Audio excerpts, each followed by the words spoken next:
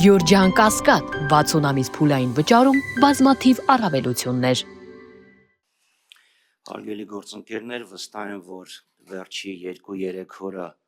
այցելել եք բարենային խանութներ եւ տեսել եք, թե սննդամթերքի գները կաթ, ձավար, ձու, ձեթ որքան է բարձրացել։ Ինչ շատ հետաքրքիր է Հայաստանի աշխատանքի եւ սոցիալական հարցերի նախարարը ինչ որ քայլեր ձեռնարկելու է այս թանկացումներով պայմանավորված սոցիալական բարդությունները մեղմելու համար, թե դարձյալ մտածում է իր թուրք գործընկերուհու հետ հաջորդ հանդիպման մասին։ Ինչևէ, այսօրվա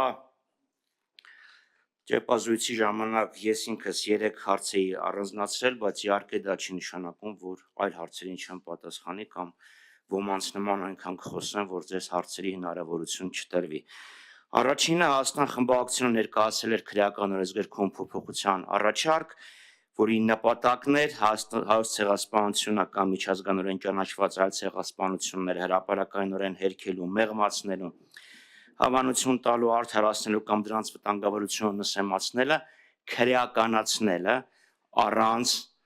անդրադառնալու, թե դա ինչ նպատակ է հետապնդում, որովհետև այսօրվա գործող օրենսդրությամբ այդ արարքները քրեապես հետապնդելի են,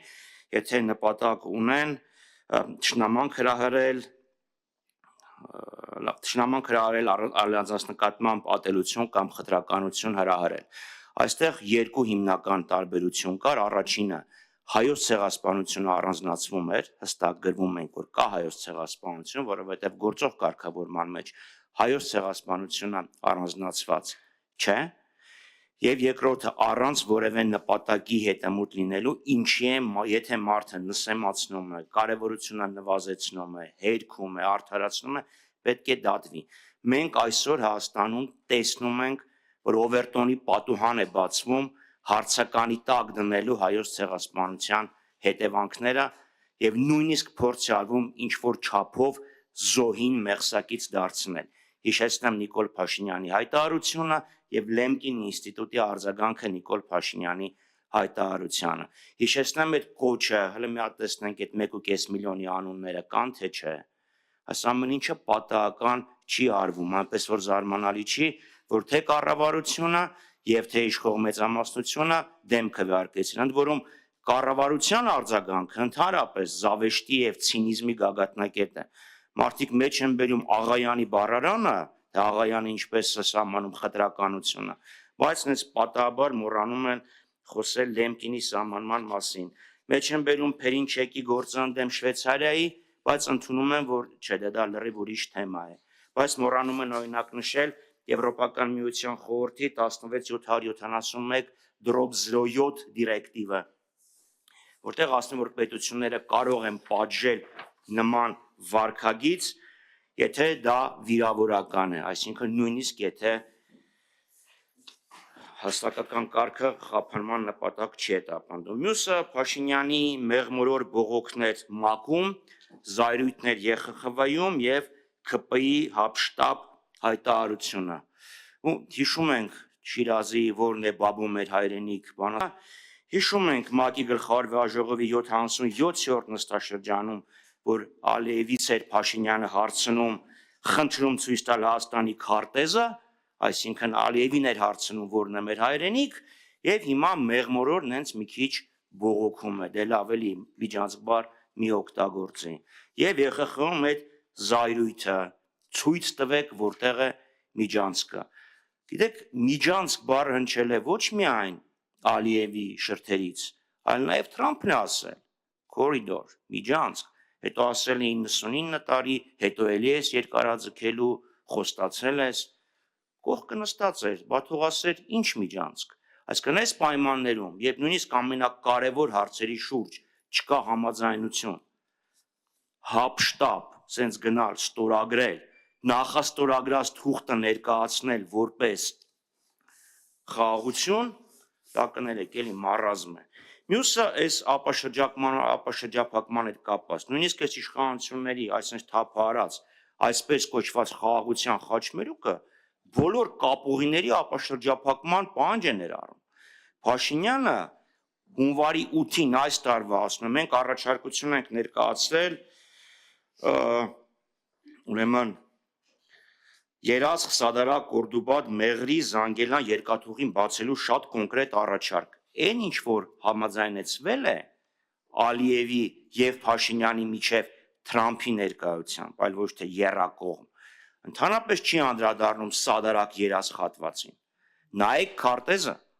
այսինքն ինչ են իրանք պատկերացնում, որ ինչ որ մեկը իր բեռները պետք է դնի բեռնատար, գա հասնի Մեղրի, Մեղրից դնի գնացք եւ գնա ուր։ Բա ո՞նց են դուրս գալու Արարատի մարզ։ Կամ ինչ եղավ, ուր կորավ Ղազախով դեպի ուրեմն հյուսիս եւ դեպի արևելք, դեպի Կասպից ծով ճանապարհը։ Այսինքն փորձում են ժողովրդին խաբել, թե եղել է խաղաղություն, թե կա ապաշրջափակում։ Եվ երեկվա այդ հապշտապ նախագիծը մի նպատակ է։ Այդ տեսել եք, չէ, Տերն ու Ծառան կամ կարդացել եք, չէ, հեքիաթը։ Ասում է, չէ, աղա ջան, չեմ ջղայնանում, որ հանկարծ Ալիևը չմտածի, որ այդ մեղմորոր բողոքը եւ պորտկումը հանկարծ նշանակում է, որ Փաշինյանը կարող է Ալիևին ասի դե լավ, դե հերիք եղավ։ Եվ երրորդ կետը, գիտեք, մի մարդ, որը խոսում է, ասում է կառավարությունը ես եմ, հանկարծ խոսում է ներկուսակցական ժողովրդավարության մասին։ Շատերս ենք տեսել, թե ինչ տեղի ունեցավ ԿՊ համագումարի ժամանակ, Ստալինի, Խրուշչովի, Բրեժնևի, Գորբաչովի ոճով ծափահարությունները եւ հիմա խոսում է ներկուսակցական ժողովրդավարության մասին։ Ակնհայտ է, որ Ալիևին զիջումները ինքը լրացնում է ներսում բռնակալություն հաստատելու անթակույց ջանքերով եւ այս ամեն ինչը ուղղված է լինելու Հայաստանում կուսակցությունները վերահսկելու, իսկ դաշնակցությունը փակելու ուղղված գործողություններով։ Շնորհակալություն։ Սիվիկայը։ Շնորհակալություն, պարոն Խաչատրյան, հետաքրքիր է, եթե առարկություններ ունեիք երեք ընդունված հայտարարության տեքստի հետ կապված, ինչու չմասնակցեցիք դրա քննարկմանը, քիչ առաջ ձեր գործընկերները պարոն Հովհաննիսյանը եւ Խանդանյանն ասում էին, որ դուք փախաք դրա քննարկումից, սա առաջին հարց, գայիք ներկայացնեիք ձեր առարկությունները, բմբլեիք փաստաթուղթը, ինչպես ընդունված է ասել, եւ նախորդ ուրբաթ օրը խորհրդարանում լսումներ էին վարչապետին անվստահություն հայտնելու օրակարգով, Հայաստան դաշինքը նույնպես մասնակցում էր, եկաք ելույթներով փոխանակվեցիք, ստորագրություններով նույնպես, բայց process-ը կարծեք թե կանգ է առել, տեղից չի շարժվում։ Հիշեցնեմ, որ մայիս ամսին դեռ, երբ որ նորից էլի օրակարգ էր բերվել իմպիչմենթի հարցը, Ռոբերտ Քոչյանը, ձեր խմբակցության փաստացի ղեկավարը, իր հարցազրույցներից մեկում անդրադառնալով իմպիչմենթի թեմային ասել էր, որ դա անիրատեսական գործընթաց է, քանի չկա փողոցային process, եւ ասել էր, որ խմբակցությունը նաեւ ենթադրաբար դուք չպետք է ֆոն եւ դեկորացիա դառնաք ինչ որ մարդկանց երազանք իրականություն դարձնելու համար։ Այդ ժամանակ վարչապետացուն Էդմոն Մարուքյանն էր նախկին դեսպան։ Հիմա Հանրապետական կուսակցությունը այլ տեխնացու է առաջադրել Մասիսի քաղաքապետ Դավիթ Համբարձումյան։ Ուզում եմ ճշտել պարոն Խաչատրյան, անցած ամիսների ընթացքում ինչ որ բան է փոխվել, որ Հայաստանը որոշել է միանալ անիրատեսական որակված այս գործընթացին, #Պուի ներկայացրած վարչապետացուի հետ, շնորհակալություն։ Դա շատ շնորհակալություն ԿՊ-ի ներկայացված փաստաթուղթը հավի հետ համեմատելու համար, որովհետև հավն են բմբլում։ Դուք ինքներդ այդ փաստաթուղթը համատեցիք հավի հետ, հետևաբար հաջորդի Դա ձեր համեմատությունն է, պարոն Խաչատրյան, մի բմբլում են հավին, սագին, բադին, փոխաբերական իմաստով այո, այլաբանորեն։ Ես հավի հետ չհամեմատեցի։ Քանի որ համեմատեցիք հավի հետ, միգուցե իմաստ չունի դրան անդրադառնալ, բայց շուտ որ ասեիք, մենք նաև մեր հայտարարությունը չէինք տարածի, բացատրելով, թե ինչու չենք մասնակցում։ Կարծում եմ դա բավարար է։ Իդեպ, երբ ես դուրս էի գալի ազգային ժողովից, համարյա միաժամանակ դուրս էր գալի նաև Ալեն Սիմոնյանը։ Օրինակ, ինչու Ալեն Սիմոնյանը որոշեց չմասնակցի, թող ինքն էլ մասնակցեր եւ իր կարծիքը հայտներ։ Այն ինչի մասին այդ փաստաթուղթներ, մենք անդրադարձել ենք ուրեմն երրորդյայի ընթացքում,